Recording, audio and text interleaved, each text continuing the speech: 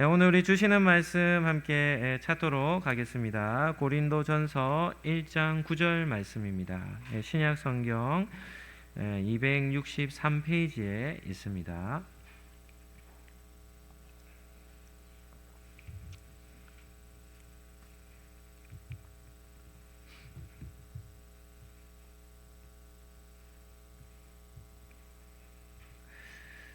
고린도전서 1장 9절 우리 한 절 말씀인데요. 우리 한 목소리로 같이 합독해서 읽도록 하겠습니다. 너희를 불러 그의 아들 예수 그리스도 우리 주와 더불어 교제하게 하시는 하나님은 미쁘시도다. 아멘. 오늘은 예수님을 주인으로 모신 삶 5번째 시간으로 하나님의 아들 예수님이라는 제목으로 말씀을 잠시 나누겠습니다. 한번 따라하겠습니다. 참된 성도는 하나님의 아들 예수님과 교제합니다. 우리 주일 예배에 참석하신 우리 성도님들, 우리가 가지고 있는 믿음의 증거이자 또 하나님의 백성임을 이 시간을 통해 우리는 이렇게 증거하는 그런 예배 자리에 나오심을 예수님 이름으로 축복합니다. 우리의 믿음은 감추어져 있지 않고 드러나게 되어 있습니다. 그래서 예배 생활을 통해서도 여러분들의 믿음을 이렇게 증거하시기를 바랍니다. 오늘은 예수님 주인으로 모시는 삶 5번째입니다. 성도는 하나님의 아들이신 예수님과 이런 친밀한 교제를 나눕니다 라는 주제로 말씀을 전하도록 하겠습니다. 첫 번째는 우리가 살펴볼 주제는 만남과 사귐이라는 주제입니다. 우리의 삶은 인간관계 속에서 살아갈 수밖에 없도록 하나님께서 그렇게 창조하셨습니다. 이 땅에 있는 모든 생명체들 중에 갓 태어난 이제 아기 있지 않습니까? 동물들로 얘기하면 새끼들이죠. 갓 태어난 이런 이 새끼들이 가장 생존력이 약한 존재가 누구인지 압니까? 사람에게서 태어난 갓난 아기들입니다. 동물들을 보면 이렇게 출생한 이후에 한 30분, 1시간 뒤면 어떻게 합니까? 동물들은 이게 움직입니다. 뜁니다. 왜냐하면 가만히 있으면 어떻게 되니까 그렇습니까? 맹수들에게 잡아먹히기 때문이죠. 그런데 사람의 이 갓난 아기들이죠. 사람의 이 생명체인 이 갓난 아기들은 정말 무능력하게 태어납니다. 아무것도 하지 못합니다. 할 수 있는 거라고는 뭐밖에 할 수는 못합니까? 우는 것밖에는 할 수 없습니다. 웁니다. 배가 고프면 울고 좀 찝찝하면 울고 기분 나쁘면 울고 그냥 우는 거죠. 그래서 하나님은 우리 사람을 어떤 관계 속에서 자라게 하시냐면 부모의 품으로부터 머물러 있으면서 인간관계 속에서 자라게 하시고, 그리고 독립된 한 사람의 성인으로 자라나는 데 있어서는 여러 관계들이죠. 대표적인 게 친구 관계, 또 선생님들과의 관계, 이런 관계들 속에 머무르며 한 사람의 독립된 인격체로 성장하도록 하나님은 만드셨습니다. 인간관계는 단순히 외로움을 달래는 정도로 이해하는 것으로는 좀 부족합니다. 한 사람이 이 땅에 태어나 삶을 살아갈 때 창조 근원적인 욕구입니다. 그래서 사람은 항상 상대방을 요구하도록 되어져 있는 것이죠. 그래서 그런 관계 속에서 서로가 서로에게 영향을 주고받는 사귐 속에 삶을 살아가도록 하나님께서 허락해 주신 겁니다. 그러니까 인간관계를 잘 맺는 사람은 행복할 수밖에 없습니다. 왜냐하면 이 인간관계 속에서 가장 큰 행복과 즐거움을 하나님께서 그 가운데 두셨기 때문이죠. 술을 좋아하는 사람을 사귀면 뭐가 늡니까? 술이 늘겠죠. 네. 운동을 좋아하는 사람과 사귀면 어떻게 되겠습니까? 몸이 어떻게 됩니까? 건강해지겠죠. 부정적인 사람을 만나면 계속해서 부정적인 사람이 되고, 정직한 사람을 만나면 정직한 성품을 어떻게 되냐면 소유하게 됩니다. 한동대학과는 대학교가 있습니다. 그 기독교 정신을 가지고 세워진 학교인데요. 한동대 출신들, 한동대를 졸업한 이 사람들과 교제를 해보니까 한동대를 졸업하면 뭐 학업적 실력도 늘지만 그 학교 4년 동안 훈련되는 게 뭔가 하면 정직함입니다. 야, 정말 정직하게 대학을 졸업하더라고요. 그러니까 학교의 정신 자체가 정직함으로 있으니까 그 학교는 시험을 칠 때 감독관이 들어오지 않는답니다. 대학교는 대부분 다 졸업해 보셨지만 대학교 시험을 치면 다 뭐합니까? 거의 90% 이상이 다 컨닝합니다. 시험을 준비하면 시험 공부를 열심히 하는 것이 아니라 뭘 열심히 준비합니까? 컨닝 페이퍼를 열심히 준비해서 감독관이 앞에 있으면 막 몰래 몰래 컨닝만 하는 거죠. 그렇게 대학을 다 졸업을 하는데 그 학교는 감독관 없이 감독관 들어오는 것을 자존심 상해합니다. 왜요? 우리는 감독관이 없어도 뭐 하지 않는다는 겁니까? 정직하게 시험을 본다는 것이죠. 이 정직함이 소유가 되는 것입니다. 먹는 것을 좋아하는 사람을 만나면 어떻게 되겠습니까? 살이 찌겠죠. 네, 놀기를 좋아하는 사람을 만나면 뭐 육체적인 즐거움을 추구하며 살아가지 않겠습니까? 이런 것은 자연스러운 현상입니다. 왜? 이유가 뭘까요? 사람은 관계 속에서 삶을 살아가기 때문에 가장 가까운 사람에게 있어서 가장 큰 영향력을 받게 되는 것이죠. 오랜 기간 이렇게 신앙생활을 한다고 해서 교회를 다녀도 이렇게 잘 변화가 되지 않는 그런 이유가 있습니다. 이유는 무엇이겠습니까? 믿음의 사람과의 관계를 맺고 있지 않기 때문입니다. 하나님의 말씀을 사모하는 성도들이 있거든요. 저희 곁에도 뭐 저희 교회 성도는 아니지만 말씀을 정말 사모하는 사람들이 있어요. 이 사람들의 삶의 목표는 뭔가 하면 하나님의 말씀을 어떻게든 더 배우고자 하는 열정으로 그냥 그 정신 하나만으로 살아가는 겁니다. 얼마나 그런 부분에서 사모함이 큰가 하면 직장 생활하고 퇴근해서 집에 오면 뭐 하냐면 목사님들 설교집 이런 거 책 있죠? 하나 골라가지고는 자기 전까지 설교 요약을 하는 겁니다. 그래서 저하고 한 번씩 만나면 목사님 하면서 머리를 하나 프린트물로 이렇게 두꺼운 걸 하나 줘요. 그럼 뭔가 하면 창세기를 정리해서 저에게 주는 겁니다. 일반 성도인데요. 그런 사람 옆에는 어떤 사람들이 모이겠습니까? 말씀을 사모하는 사람들이 모이는 겁니다. 기도를 정말 열심히 하는 성도들이 있습니다. 기도를 열심히 하는 성도들과 만남을 하면 자연스럽게 기도를 열심히 하게 되어 있고, 찬양을 좋아하는 성도들을 만나면 어떻게 되겠습니까? 많은 찬양을 듣게 됩니다. 최근에 한 집사님을 소개받아가지고 저희 교회에 이제 컴퓨터들이 이렇게 뭐 인터넷이나 이런 게 조금 잘 안 되는 문제들이 있어서 그런 것들을 좀 잘 봐주시는 집사님이 있다고 소개를 받아서 지난주 우리 점심 식사 때 잠깐 오셨죠? 그 집사님 통해서 지난주에 저희 교회 컴퓨터 2대가 생겼습니다. 교육관의 컴퓨터를 바꿔주셨고 또 사무실에 컴퓨터 1대를 또 그냥 서비스로 잘 섬겨주셨습니다. 근데 그 집사님 보니까 컴퓨터마다 목사님 제가 자료를 몇 개 넣어놨습니다 라고 하는데 뭐 성경, 찬송 이런 걸 넣어놓고 그 다음에 찬양곡을 한 수백 곡 정도 컴퓨터마다 다 넣어놓으셨어요. 이분은 일하실 때 어떻게 하냐면 찬양을 틀어놓고 일하는 겁니다. 그러면서 저는 제가 모르는 찬양이 나오면 기분이 나쁘대요. 이분은 뭐 하는 분입니까? 찬양을 너무 좋아하는 겁니다.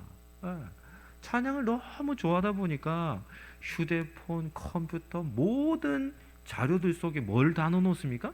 찬양을 수백 곡씩 넣어놓고 늘 찬양을 듣는 거죠. 그러니까 찬양을 좋아하는 성도들을 만나면 뭐가 늘겠습니까? 찬양의 그런 폭이 넓혀지는 것이죠.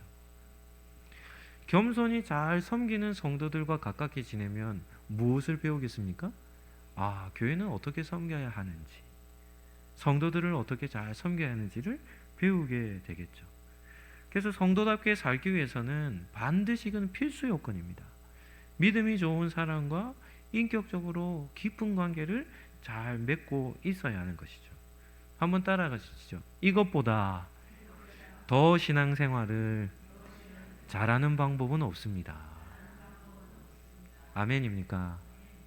우리는 신앙생활을 잘하기 위해 예배의 자리, 기도의 자리, 배움의 자리, 섬김의 자리, 이런 신앙생활에 있어서 핵심되어지는 자리에 우리는 잘 머물러 있어야 하고, 그곳에 오기만 하면 그 모임 속에는 그러한 것을 사모하는 사람들이 있기 때문에 함께 서로에게 영향력을 끼치며 우리의 신앙을 잘 세워나갈 수 있는 것입니다. 두 번째는 최고의 교제라는 주제를 한번 생각해 보겠습니다. 신앙생활을 하며 가장 좋은 만남과 교제는 누구와의 만남이겠습니까? 그것은 우리의 주인 되신 예수님과의 만남입니다. 한 가지 질문해 보죠. 구약과 신약의 차이, 다시 말하면 구약의 이스라엘 백성과 신약의 성도와의 차이가 무엇이겠습니까? 그 차이의 핵심에는 예수님이라는 분이 있습니다. 구약의 모든 이스라엘 백성들은 예수님을 보았습니까? 보지 못했습니까? 보지 못했죠. 그들은 장차 우리를 구원하실 메시아 그리스도가 이 땅 가운데 오실 것이다 라는 그 메시지를 듣고 오실 메시아를 기다리며 신앙생활을 했던 사람들이 구약의 이스라엘 백성이었습니다. 그에 비해서 신약의 성도들은 어떻습니까? 예수님이 이 땅에 오심을 보았고 예수님의 사역의 모든 사역을 다 보았고, 그리고 예수님이 하셨던 가르치셨던 말씀, 이런 것들을 우리는 다 들을 수 있는 그런 은혜를 우리는 누리고 살아가죠.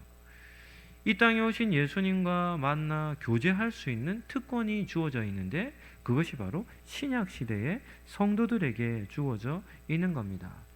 예수님의 사역을 기록해놓은, 삶을 기록해놓은 책이 무엇입니까? 복음서이죠. 마태복음, 마가복음, 누가복음, 요한복음, 이 사복음서를 가까이 해야 할 이유가 여기에 있습니다. 그렇다면 예수님이 이 땅에 오심으로 누리게 된 유익은 어떤 것들이 있겠습니까? 다시 말하면 구약의 이스라엘 백성들도 큰 은혜를 받았거든요. 그런데 그들이 누리지 못한 신약 시대 성도만이 누릴 수 있는 은혜가 있다면 어떤 것들이 있겠습니까? 정말 많습니다.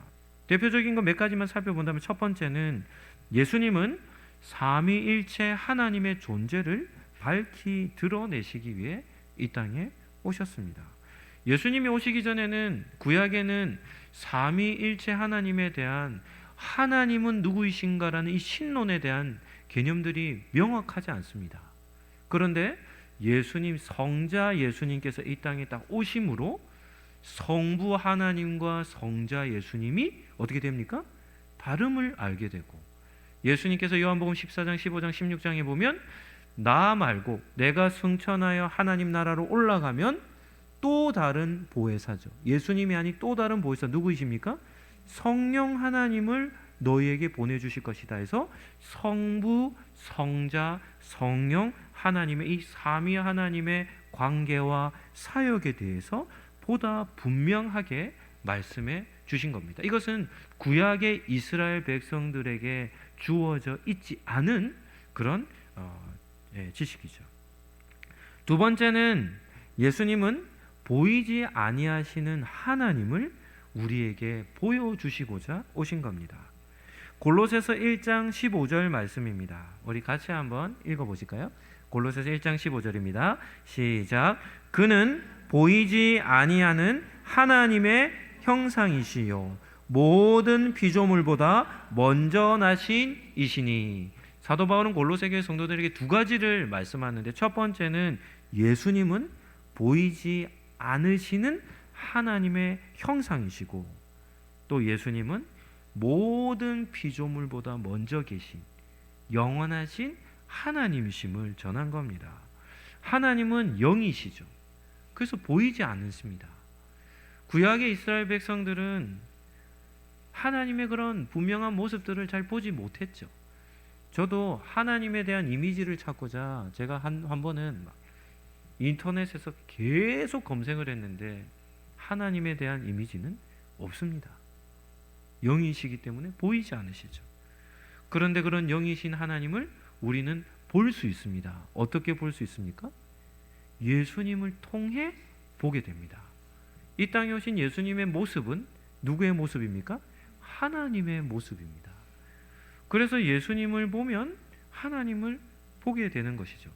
요한복음 14장 9절 말씀입니다. 우리 같이 한번 보실까요? 이 말씀도 요한복음 14장 9절입니다.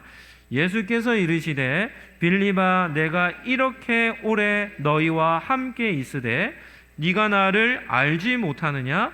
나를 본 자는 아버지를 보았거늘 어찌하여 아버지를 보이라 하느냐?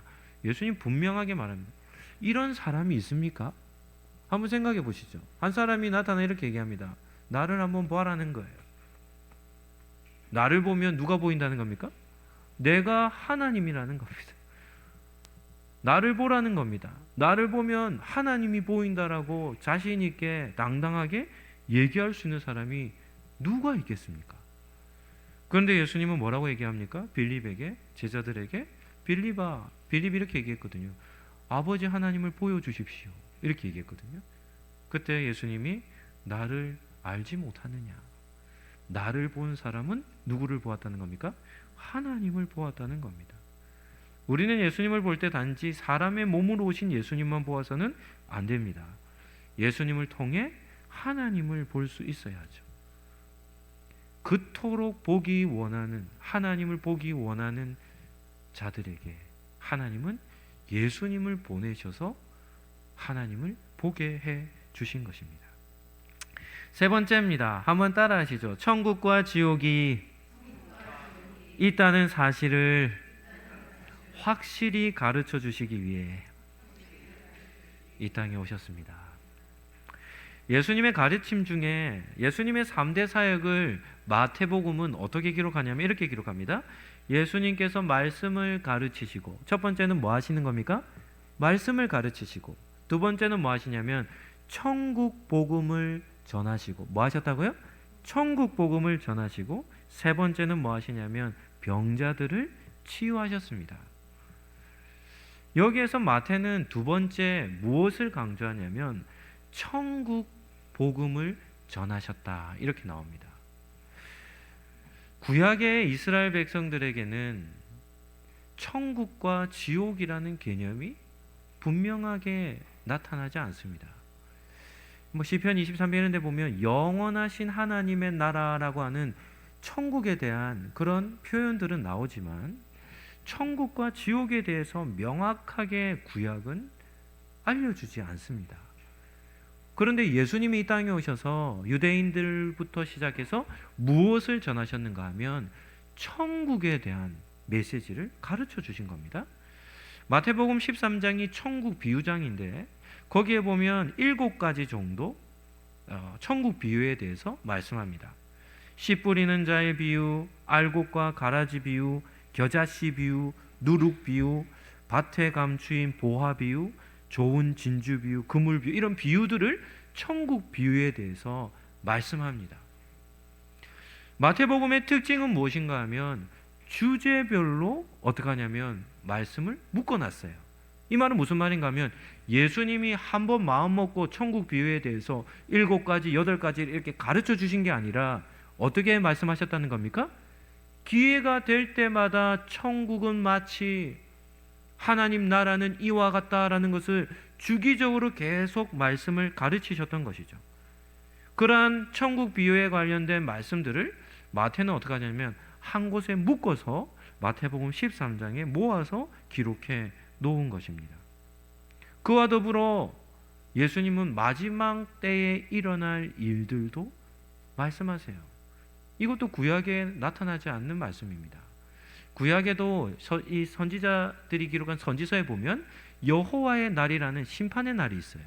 그런데 그날은 예수님께서 이 땅에 오셔서 예수님이 악한 자들을 심판하실, 그러니까 초림하실 예수님과 관련된 날이고, 마지막 이 세상 마지막 날에 대한 메시지들은 예수님께서 이 땅에 오셔서 가르쳐 주신 것입니다. 예수님이 가르쳐 주신 마지막 때가 이를수록 이 세상은 어떻게 된다고 말씀하십니까? 점점 더 좋아지겠습니까? 점점 더 나빠지겠습니까? 세상은 끝이 다가올수록 점점 더 나빠질 것을 예수님 말씀하시죠. 여기서 나빠진다는 개념을 우리는 잘 이해해야 합니다. 그것은 세상이 더 악해진다는 의미가 아닙니다. 어떤 의미가 있겠습니까? 믿는 자들의 믿음이 어떻게 되겠습니까? 세속화된다는 것을 뜻합니다. 세상은 원래 악했습니다. 세상은 지금만 악한 게 아닙니다. 노아 시대는 우리가 사는 시대보다 더 악했습니다. 소돔과 고모라, 지금 우리가 사는 시대보다 더 악했습니다. 어떤 일이 나냐면 해운대 중동 땅의 남자들이 눈이 완전 맛이 가서 남자들만 보면 성욕을 감추지 못해 다른 지역에서 다른 남자가 이 땅에 발을 딱 들여놓았다면 남자들이 집단적으로 몰려가서 그 사람을 성폭행하는 그런 일들이 소돔과 고모라 땅에 일어났습니다. 세상은 원래 악했습니다. 그런데 말세가 될수록 세상이 더 악해지고 나빠진다는 말은 무엇을 뜻하는가 하면 교회와 성도들의 타락을 뜻하는 겁니다. 우리가 사는 21세기 어떻습니까? 그런 증상이, 그런 증거들이 나타납니까? 나타나지 않습니까? 현저하게 나타나고 있습니다. 전 세계적으로 나타나고 있습니다. 서구 유럽의 기독교 국가죠. 국가의 종교가 기독교라고 하는 나라들이 그 기독교 정신을 다 질서를 파괴하고 있습니다.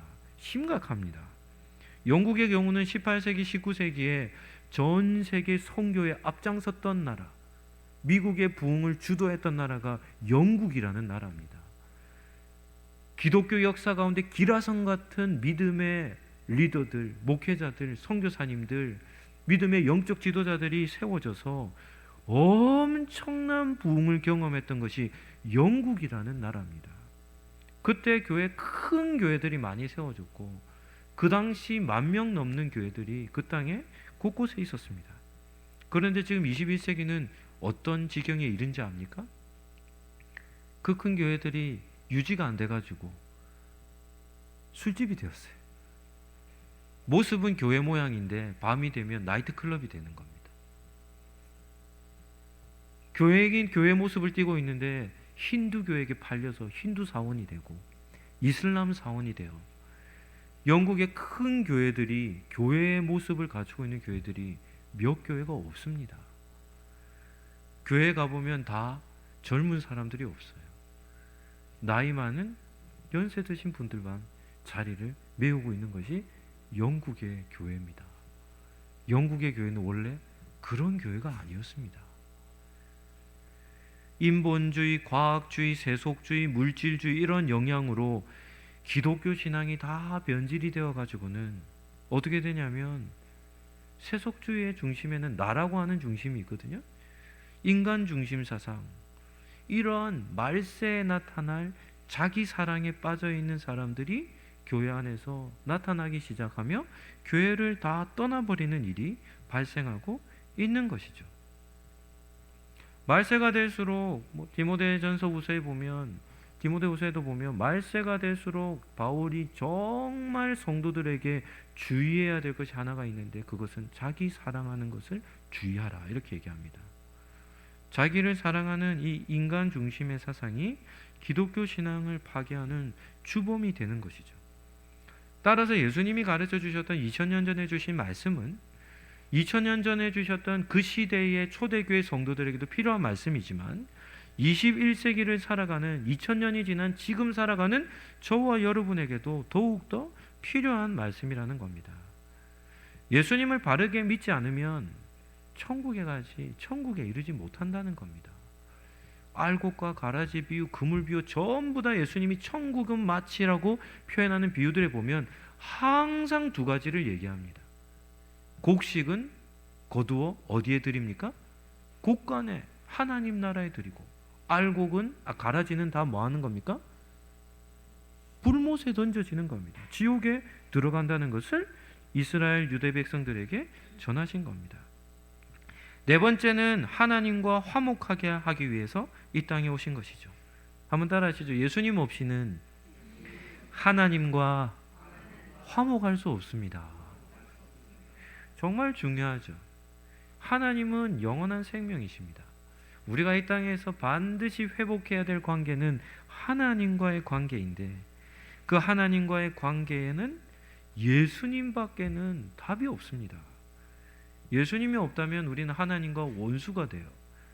이 원수가 되면 소망이 없어요. 이 땅에서 아무리 화려하게 산들 영원한 삶은 멸망밖에는 되지 않는 것이죠. 예수님을 만나지 못한 사람들에게 있어서의 공통된 특징은 자기 자신을 긍정하는 겁니다. 스스로 그렇게 생각하는 겁니다. 그래도 나는 괜찮은 사람이다.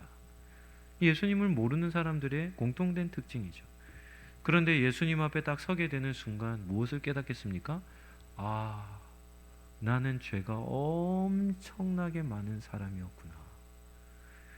나는 예수님의 은혜가 아니고서는 살아갈 소망이 없는 사람이었구나. 이런 것들을 깨닫게 되는 것이죠.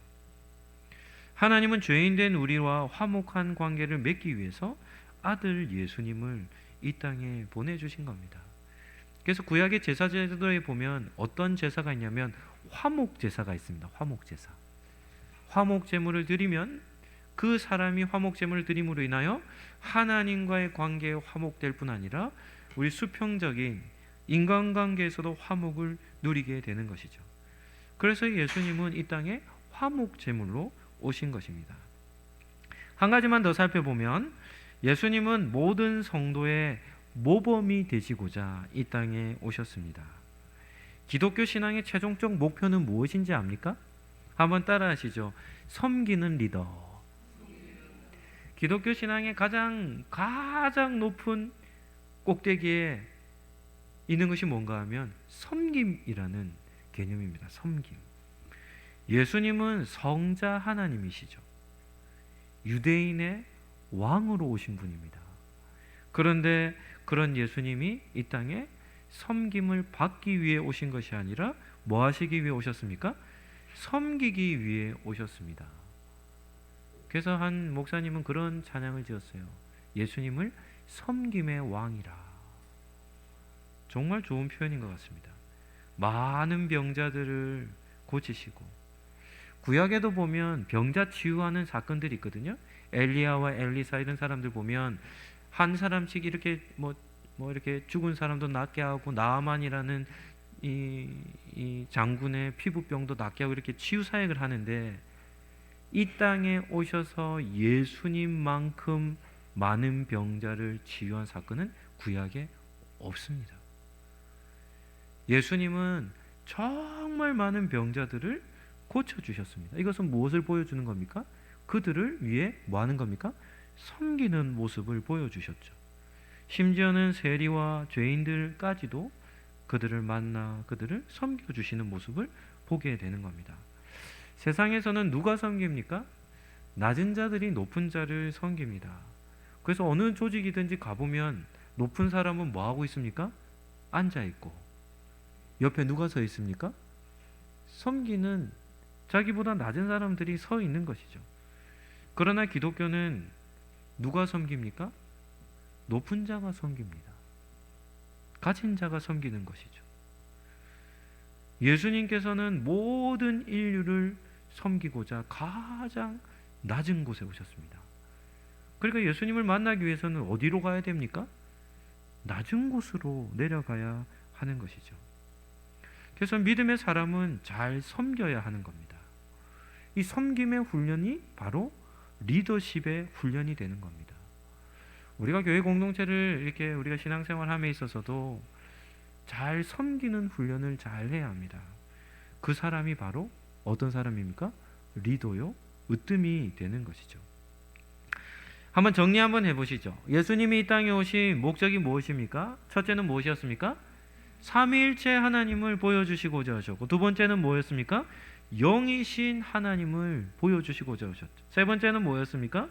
천국과 지옥을 가르쳐 주시고자. 네 번째는 하나님과 화목해 하시고자. 다섯 번째는 우리의 모범이 되시고자. 이 외에도 많습니다. 이방인들의 소망이 되시고자, 모든 인류에게 참된 자유를 주시고자, 참 진리를 가르쳐 주시고자, 몸된 교회를 세우시고자 예수님이 이 땅에 오신 것입니다. 따라서 21세기를 살아가는 성도들이 누리는 복이 무엇인가 하면, 지금 우리가 살아가는 시대는 기독교에 대한 정보가 어떤 시대입니까? 흘러 넘치는 시대입니다. 너무 지식이 방대해서 다 우리가 소유할 수 없는 시대를 살아가죠. 그래서 지식이 없어서 신앙생활을 잘 못했습니다라는 이런 핑계를 댈 수 없는 지식 시대입니다.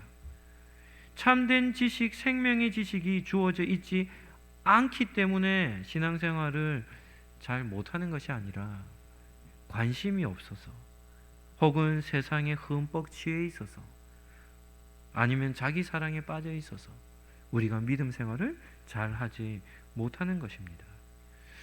하나님 나라 백성답게 살기 위해서는 누구를 주인으로 모셔야 합니까? 예수님을 주인으로 모셔야 한다는 사실을 우리는 기억할 수 있어야 합니다. 사도 바울이 쓴 이 편지들이 있죠. 서신서들에 보면 여러 교회들마다 많은 문제들이 있었지만 가장 문제가 많은 문제투성이 교회가 어느 교회였는가 하면 우리가 오늘 읽은 본문의 교회인 고린도 교회였습니다. 고린도 교회는 정말 문제가 많았습니다. 그런 고린도 교회를 향하여 바울이 편지를 쓰는데 바울이 어떤 마음으로 편지를 썼겠습니까? 오늘 읽은 본문 앞절입니다. 고린도전서 1장 8절 말씀입니다. 우리 1장 8절 말씀 중요한 말씀이니까 같이 한번 읽어보도록 하겠습니다. 같이 읽겠습니다.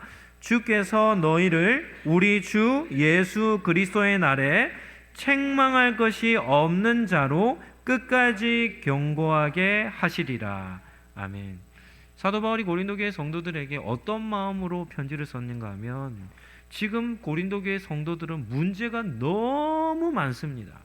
세상에 없는 근친상간 이런 것들이 교회 안에 너무 많았습니다. 그런 문제투성이 교회였음에도 불구하고 그들이 예수님 다시 오실 마지막 날에 책망받을 것이 없는 성도로, 다시 말하면 하나님 앞에 흠없는 칭찬받는 성도로 굳건히 서기를 간절히 원하는 마음으로 편지를 쓰고 있는 겁니다. 이 고린도전서 1장 8절 말씀은 어떤 의미가 있냐면 구약 성경 전체 이스라엘 백성들을 향한 하나님의 말씀을 한 절로 딱 요약을 하라고 한다면 고린도전서 1장 8절 말씀으로 요약을 할 수 있는 것이죠. 하나님께서 구약의 이스라엘 백성들에게 늘 하셨던 말씀이 무슨 말씀이었겠습니까? 하나님 앞에 책망받을 것이 없는 흠 없는 삶을 살기를 이스라엘 백성들에게 명령하신 겁니다. 이번 통독할 때 신명기 읽어보셨습니까? 신명기서를 한 절로 딱 요약한다면 하나님의 백성답게 살라는 겁니다. 성도다운 삶을 살라는 것이죠. 그것이 바로 1장 8절 말씀이라 할 수 있습니다. 그렇다면 사도 바울이 고린도교의 성도들이 성도다워지기 위한 방법으로 제시한 방법이 무엇이었겠습니까? 그 제시한 방법이 바로 오늘 읽은 본문입니다. 우리 고린도전서 1장 9절 말씀 우리 같이 함께 읽도록 하겠습니다. 시작. 너희를 불러 그의 아들 예수 그리스도 우리 주와 더불어 교제하게 하시는 하나님은 미쁘시도다. 아멘. 그 방법이 무엇입니까? 하나님의 아들 되신 예수님을 우리의 삶의 주인으로 모시고 예수님과 더불어 뭐하며 사는 겁니까? 교제하며 사는 것이죠. 하나님은 당신의 신실하심을 예수님을 보내셔서 예수님과 교제하도록 삶을 살게 하시며 당신의 신실하심을 보여주신 겁니다. 설교를 시작하며 이 만남과 사귐이라는 주제를 살펴보았죠.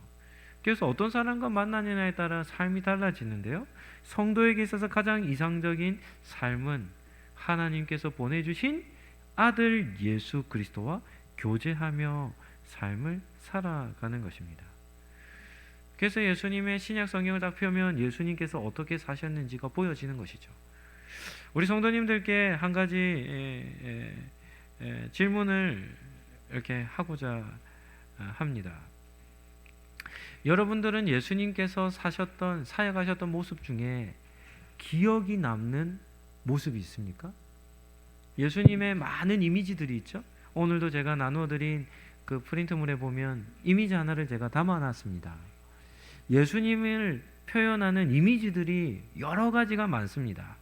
그런 사역하셨던 이미지들 속에 모습 속에, 여러분들의 머릿속에 기억되는 이미지가 있습니까?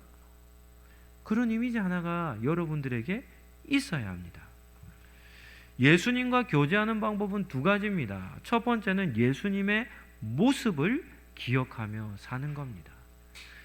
예수님께서 제자들의 발을 씻겨주시는 모습, 예수님께 나오는 병자들을 불쌍히 여기시는 모습, 이 나병 환자들이죠. 몸이 썩는 병, 아주 지독한 전염성이 너무나도 강한 피부병 환자들을 만나실 때 예수님은, 그들은 외로운 사람들이거든요. 나병이 발병되는 순간 성에서 쫓겨나서 거린과 같이 혼자 사는 사람들입니다. 그 사람들을 만나실 때는 예수님 어떻게 치유하십니까? 외로움 덩어리인 그 몸에 예수님이 어떻게 하시죠? 손을 대시는 겁니다.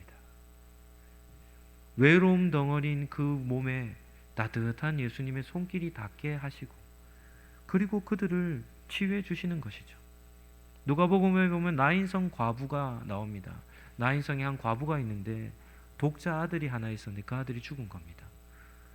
그래서 나인성 과부의 그 장래 아들의 장래 행렬과 예수님의 행렬이 딱 마주칩니다.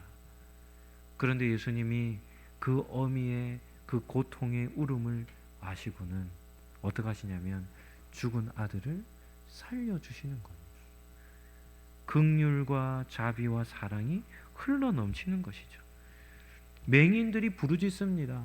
다윗의 아들 예수 그리스도여, 우리를 불쌍히 여겨 주십시오. 예수님, 우리를 좀 돌봐 주십시오. 우리를 낫게 해 주십시오라고 고함을 지르는 겁니다. 주변 사람들이 다 뭐라 하냐면 시끄럽다고, 조용히 하라고 이렇게 막 박해하죠. 그때 예수님은 그 소리를 들으시고 이 맹인들에게 가셔서는 무엇하여 주기를 원하느냐 묻자, 보지 못하는 자들이 뭐라고 얘기했겠습니까? 주님, 보길 원합니다. 그러자 예수님이 그의 눈을 만지시며 보게, 눈을 뜨게 해주시는 겁니다. 예수님을 따라다녔던 사람들이 며칠 동안 굶었어요. 그리고는 예수님이 그들을 집으로 돌려보내실 때 그의 배고픔을 아시고는 그냥 못 돌려보내겠는 겁니다. 그 제자들에게 뭐라고 얘기합니까? 너희가 먹을 것을 주라 하시죠. 그때 안드레가 아이의 도시락 하나를 가지고 예수님 앞에 나와, 예수님, 저희들에게는 물고기 2마리와 보리떡 5개밖에 없습니다 하자, 예수님이 그것을 받아들고는 축사하시고 나누어 주시는데 모든 모여있는 사람들을 배부르게 먹이시는 장면을 보여주시죠. 이런 것은 구약의 광야에서 하나님께서 40년 동안 이스라엘 백성들을 뭘로 먹이셨습니까? 만나로 먹이시는 그런 모습들을 보여주는 것입니다. 오라버니인 죽은 나사로가 죽은 것을 마르다와 마리아가 고통하며 울자 예수님이 그들의 아픔을 보시고 함께 우시고는 나사로를 살려주시는 겁니다. 예수님이 사역하셨던 여러 많은 모습들이 있습니다. 사복음서에 보면 예수님께서 사역하셨던, 섬기는 많은 모습들이 있습니다. 그런데 우리는 성도라면 그러한 많은 모습들 중에 한 가지만이라도 뭐 하고 있어야 됩니까? 기억하고 있어야 합니다. 우리의 마음속에 품고 있어야 하는 겁니다. 예수님의 섬기시는 모습을 우리가 마음속에 묵상하며 살아가는 삶이 뭐하는 삶인가 하면 예수님과 뭐하는 삶입니까? 교제하며 사는 삶입니다. 교제하며 사는 삶. 두 번째는, 예수님과 교제하는 방법 두 번째는 무엇인가 하면 예수님의 계명을 기억하며 사는 것입니다. 예수님의 말씀을 기억하는 것이죠.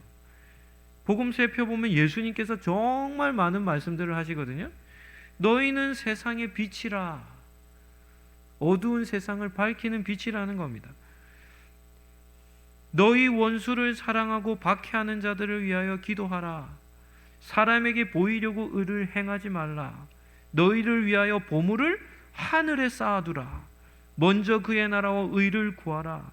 비판하지 말고 헤아리는 삶을 살라. 먼저 남을 대접하라. 내가 너희를 사랑한 것 같이 서로 사랑하라. 자기를 부인하고 나를 따르라. 자기를 낮추는 사람이 천국에서 큰 자라. 예수님께서 정말 많은 말씀을 복음서에 하셨습니다. 그러한 말씀 한 구절이라도 어떻게 하냐면 우리가 마음에 품고 살아가는 것이 누구와 교제하며 사는 것입니까? 예수님과 교제하며 사는 삶입니다. 성경 말씀은 유기적입니다. 유기적이라는 말은 뭔가 하면 연결되어져 있다는 것이죠. 우리의 몸도 어떻습니까? 모든 기관이 다 너무나도 세밀하게 연결되어져 있습니다. 우리가 의식적으로 반응하지 않아도 무의식적으로 우리의 몸은 반응하게 돼 있어요. 무언가 이렇게 딱 날라오면 눈이 어떻게 됩니까? 감겨요. 아, 내가 감아야 되겠다라고 해서 감는 게 아니라 뭐가 하는 겁니까? 날라오면 반작용으로 딱 감기는 겁니다. 우리의 몸은 정말 세밀하게 긴밀하게 유기적으로 연결되어 있는데 하나님의 말씀 또한 마찬가지입니다. 하나님의 말씀들은 다 연결되어 있습니다. 그래서 한 말씀이라도 우리 속에 딱 간직하며 살아가기 시작하면 어떻게 되냐면 그 한 말씀이 어떤 역할을 하겠습니까? 다른 말씀들과 계속해서 연결하도록 하여 하나님의 말씀을 지키며 살아갈 수 있도록 우리의 삶을 변화시켜 나간다는 것이죠. 예수님과 교제하는 방법은 예수님께서 사역하신 모습을 기억하든지 예수님께서 가르치신 말씀을 기억하든지 하며 살아가는 겁니다. 말씀을 정리하도록 하겠습니다. 왜 하나님은 우리를 불러 당신의 아들 예수님과 교제하며 살도록 하셨겠습니까? 이유는 간단합니다. 우리가 하나님의 백성됨을, 우리가 하나님의 형상을 닮은 성도임을 우리가 나타내며 살게 하시기 위해 예수님과 교제하도록 하신 것이죠. 하나님은 사람을 하나님의 형상대로 창조하지 않았습니까? 그러니까 예수님을 가까이 하면 예수님은 하나님의 형상이시기 때문에 우리의 모습을 통해 하나님의 형상이 회복이 되는 겁니다. 두 번째는 하나님의 아들 예수님을 통해 모든 좋은 것을 주시기 위해 예수님과 교제하며 살라 말씀하시는 겁니다. 성경 말씀 한 절 읽고 말씀을 정리하도록 하겠습니다. 로마서 8장 32절 말씀입니다. 우리 같이 한 목소리로 읽도록 하겠습니다. 자기 아들을 아끼지 아니하시고 우리 모든 사람을 위하여 내어주시니가 어찌 그 아들과 함께 모든 것을 우리에게 주시지 아니하겠느냐. 아멘. 예수님을 우리의 마음속에 모시고 주인으로 영접하는 순간 어떤 일이 나냐면 천국이라고 하는 하나님 나라라고 하는 그 영광이 우리에게 유산으로 우리의 몫으로 주어집니다. 엄청난 일이 우리에게 발생하는 것이죠. 우리는 그럴 만한 자격이 되지 않지만 예수님을 주인으로 모시고 살기 시작하면 그때부터 하나님께서 우리의 삶을 붙들어 주시는 일이 일어납니다. 어려움과 고난이 찾아온다 할지라도 그것을 이겨낼 수 있는 일이 생깁니다. 우리의 삶은 근심과 염려밖에는 되지 않지만 예수님을 주인으로 모시고 살기 시작하면 그때부터 감사가 넘치는 삶을 살아가게 되는 겁니다. 자기 아들도 아끼지 아니하고 내어주신 하나님께서 아들과 함께 무엇을 주신다는 겁니까? 모든 좋은 것을 주시지 않겠느냐라는 겁니다. 그래서 아들 예수님을 영접하면 우리의 삶은 기쁨과 감사와 하나님께서 주시는 복으로 채워주신다는 것이죠. 한번 따라하겠습니다. 참된 성도는 예수님과 교제하며 삽니다. 아멘입니까? 이러한 예수님의 모습을 생각하고 예수님이 하신 말씀을 묵상하며 예수님과 교제함으로 살아가며 이 땅에서 하나님이 주신 귀한 은혜들을 누리고 사시기를 예수님 이름으로 축복합니다. 아들을 보내어 주신 하나님의 아들 되신 우리 주 예수 그리스도의 은혜와 아들과 함께 모든 것을 내어주신 하나님의 사랑과 예수님과 교제하게 하시는 성령님의 교통하심이 예수님의 모습과 예수님의 말씀을 마음에 품고 예수님과 교제하며 살아가기로 마음에 다짐하는 우리 상록의 모든 권속들, 가정들 머리 위에 지금부터 영원토록 함께 있을지어다. 아멘.